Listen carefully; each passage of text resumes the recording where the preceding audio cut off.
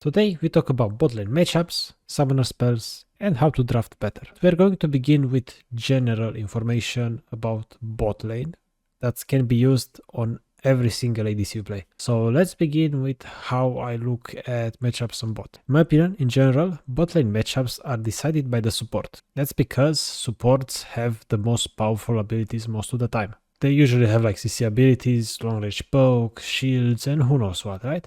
Of course, there are exceptions. In this case, if they have Lucian, Milio, right? We know Lucian is the aggressor, he's the big boy, we need to watch out for him. But in other matchups where, I don't know, this is not Lucian, it's like an Ashe, and they have a Nautilus, right? Now this becomes the aggressor. So that's kind of how I see matchups. You usually have three types of supports: enchanters, long range, and engage. Sure, you can have some exceptions like, I don't know, Silas, for example. People play Silas support. But you can always just put him in like the engage category, right? So nothing really changes here. And the specific champion itself is less important. All you care about is, do they have engage? Do they have poke? Or do they have like shields, you know? That's all you care about, really. In League, I usually just like to simplify everything as much as possible, because League is complicated, we don't want to think about every little detail, right? Let's start with some general pointers. Usually on bot lane, supports work in a way like rock, paper, scissors, right? And if you know something about rock, paper, scissors, is that if you take rock, you know, both of the teams pick rock, it's kind of a stalemate, right? This guy could engage, this guy could counter engage, and so on, but it's like nothing is really happen unless nobody ins, right? And it's kind of the same if you replace these engage supports with, let's say, enchanters, right? Nothing's really gonna happen unless somebody hits. It's kind of a stalemate. But for example, if you replace, let's say, the Soraka with, I don't know, Blitzcrank. Now we have a Blitzcrank, an engage support, against two immobile targets. We win, right? But if you replace the Lulu here with, let's say, a Seraph, now what's gonna happen is Seraph pokes the Blitzcrank or pokes the Jinx, and you can't engage anymore because you're too low HP. That's kind of how matchups work in botlane most of the time. Rock, paper, scissors. Now when it comes to specific matchups like Lucian, Milio, right? This is when the ADC actually matters, right? If you look at this matchup, let's say Blitzcrank hooks the Milio, right? Lucian's gonna go on Jinx. Let's say Blitzcrank hooks the Lucian. Lucian's gonna go on Jinx. Let's say, okay, we replace the Blitzcrank with, I don't know, Soraka. Okay. Let's say they engage on Jinx. Soraka's gonna heal Jinx, and then they kill her anyway. Or if they engage on Soraka, Jinx can't do anything. They kill her anyway, right?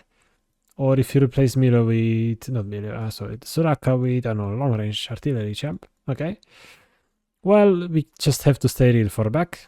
And if Lux hits a couple skill shots, right? Milo's just gonna press W. Oh, guess what? They're back up, right? So in this situation, the ADC matters a bit more than the support, you could say. So, you know, Jinx doesn't do well against Lucian Milio. That's just how it is. Speaking of Jinx, let's talk a bit about what counters Jinx, really, right? So, besides the rock, paper, scissors rules for the supports, there are a couple lanes that counter Jinx big time. Most of the time, it's just long range, because when you think about Jinx, what does Jinx have? Long basic attack range. How do you counter her? You have longer range, so Caitlyn Milio, or Caitlyn Seraph, or Senna Seraph, or who knows what other combination you can think of that has longer range than Jinx, that usually counters them really bad, right?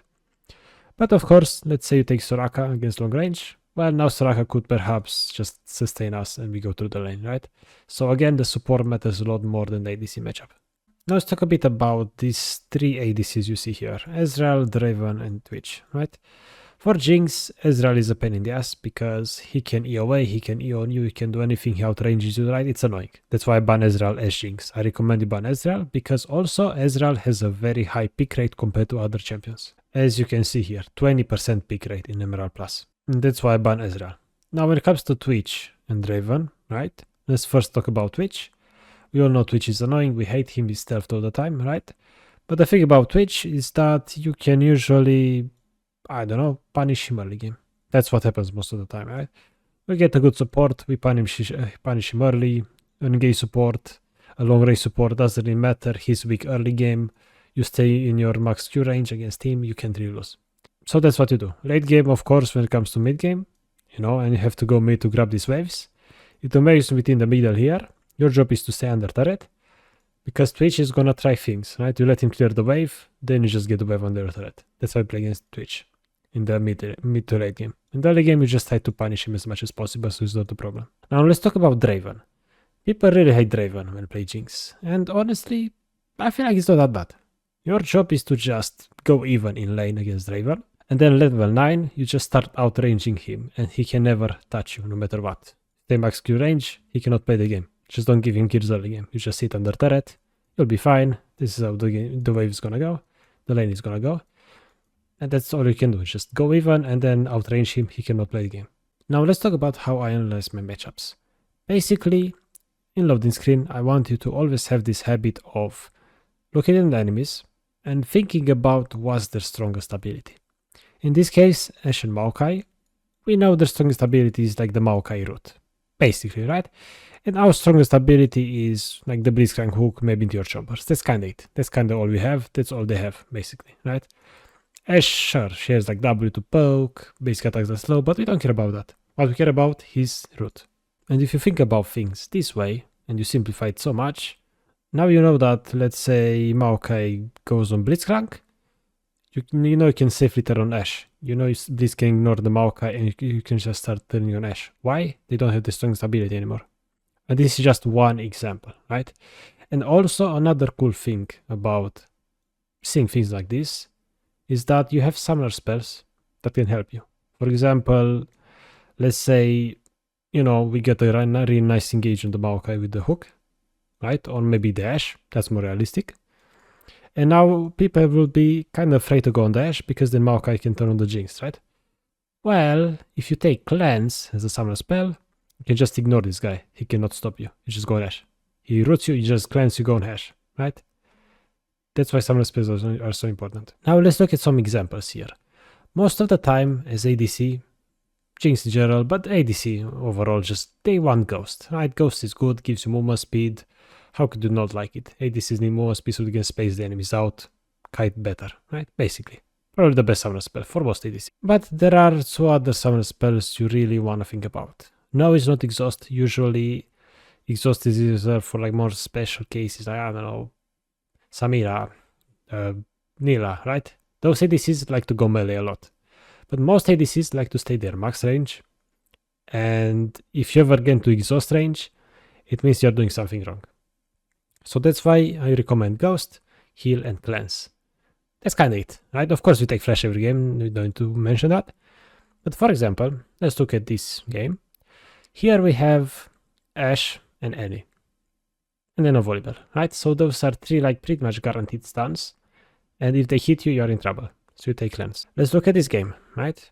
We have Jinx Maokai against Lucian Milio. If you know something about Lucian Milio, is that they are really strong. And Jinx doesn't do well against them, no matter what your support is. Which means we're kinda playing safe, not really trying to fight much, and so on, right? But one thing you can do to optimize this is to take heal, because if you take heal, this will make you stronger early game. If your jungle ganks, you want to be as strong as possible to turn on them without dying. If somehow they make a mistake you engage on them, you want heal to be as strong as possible to actually win the fight, because without it, if you take Ghost for example, you might not win it. So I would say if you really need more early game power, heal is a great option, because Ghost is not great early game. Doesn't really do that much, right? Some games are more obvious, right? Okay, like against TF ADC or against Lilia Leona, right? That's obvious, you want Cleanse. But sometimes heal is a good option, Ghost is a good option, you do you. Now let's talk a bit about how you can draft better. On ADC, because matchups are determined mostly by supports, it's alright to be an OTP. It's alright to play the same champion every single game, because most of the time you'll be fine. Even if you have a hard matchup, you still have a support that can help you so you don't get dived. But if you play mid or top and you're in a bad matchup, you just can't play the game. Let's be honest, this is how it is. So that's why in ADC you can OTP. But if you choose not to, and you have multiple champions you can select from, you can actually start drafting better. For example, you know I'm a Jinx player, and it's kind of weak early game, and she also deals damage, no real CC, no real utility, she's just a damage dealer, right? But I also like to play Ashe, and in some games where, I don't know here, We have Vayne, we have Talia, we have Jace, we have Bard, we have no frontline, we only have damage dealers in our team. Picking a damage dealer like Jinx doesn't make much sense. If you pick Jinx here, you have 4 damage dealers, no engage, no nothing. And that's why I decided to pick Ashe to engage for my teammates. And it worked, right? Similar thing here. We have Katarina, we have Master Yi, we have Jax. Okay, we have enough damage in our team. We don't need more damage. We need more CC, we need more utility. So we picked Ashe. This is just an example of me switching between Jinx and Ashe based on what we need. But of course it's similar with any champions you might play. And as well, I don't really recommend you play every single ADC. It's not really needed because at the end of the day, what you want in League is to be as consistent as possible and to make things as easy as possible for yourself. That's why I like to simplify things a lot. So if you have a good reason to pick a champion, pick it and see how it goes. If it's good, keep doing it. If it's not, we try something else. Now, I know a lot of you might say I didn't really go into detail with any matchups. I didn't talk about Jinx versus, I don't know, Zyra and Zeri, for example, right? But I feel like, again, there's no need. You just have 3 categories of champions, you know, engage, long range, and enchanters. And it works like rock, paper, scissors, and that's how bot lane is. ADCs, again, don't really matter, unless, of course, you play against like Lucian Milio, Draven, Blitzcrank, that are really aggressive and hard to play against, right? Those are exceptions in those lanes. The ADC you pick doesn't even matter that much because it's just hard to play anyway, right? And you need your jungler's help. So sometimes you gotta take the L and just stay under turret no matter what you have. But most of the time, the most important thing is to keep in mind their most powerful abilities. If they have their most powerful abilities, you don't wanna go crazy. But if they miss them, for example, they have a Lux support here, right? And she misses her Q, you need to spam ping that you wanna go in. You need to spam ping you wanna go in. They don't have Lux Q, they cannot stop you. You just want to go in, right? That's most of the time what you want to do in any matchup. If they have abilities, you chill. If they don't, you go in. And same with your support. If everybody has their abilities up, Blitzcrank misses his hook, it's time to back off. You can't win. You try to go in, you get rooted, and they turn on you, Blitz can't do anything, right? Just an example. And it works in every single matchup. This concept can be applied in every single matchup. It works every time. If you want more examples of me analyzing matchups and you want to learn from them, you can watch me on Twitch. I stream daily. A link is in the description. And also, I do a lot of coaching sessions. And those coaching sessions, I always go into the matchup into more detail. So if you want to have access to many coaching sessions that I've done, you can join our channel membership because that way you will just have access to every single one of my coaching sessions, unedited, uncut, so you can hear all the details about the matchups and everything else. It only costs like €1 a month. Hopefully you'll find it useful. If you have any ideas, any future videos you want me to make, because you're interested of my opinion or how I see things, leave a comment, tell me on Discord, tell me on Twitch. I try to make videos that you guys need. I make these videos for you to help you climb and improve. But until then, take care.